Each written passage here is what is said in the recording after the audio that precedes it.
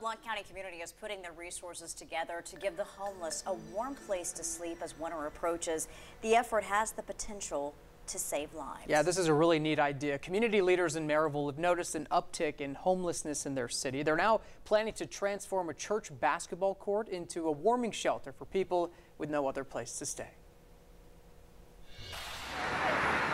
There was a group within the community who've been concerned for a long time about the growing number of homeless folks within Blount County. Senior pastor Bill Booth at First Baptist in Maryville is one of many community leaders looking for answers when it comes to homelessness. It is a big issue and it's a growing issue. Last year, Family Promise, a group that aims to end homelessness, counted 300 homeless people in Maryville, and they say they're certain there are many more. But this winter, First Baptist hopes to change that by converting this gym into a warming center for people to stay. There are going to be cots and blankets that are going to be provided.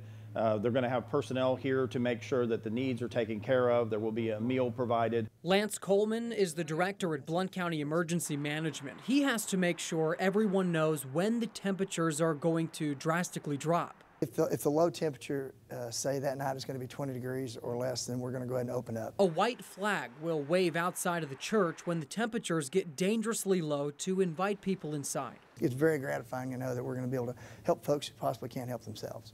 Community leaders say Maryville has never had a shelter like this, offering warmth all winter long. But the time has come to help people and possibly save lives. But pulling our resources, we can do something amazing. We're going to do it because it's the right thing to do. And they still have a little bit of ways to go. Volunteers still needed for those days that go below 20 degrees. And if you want to help, you can contact the Chilhowie Baptist Center or the United Way office in Maryville.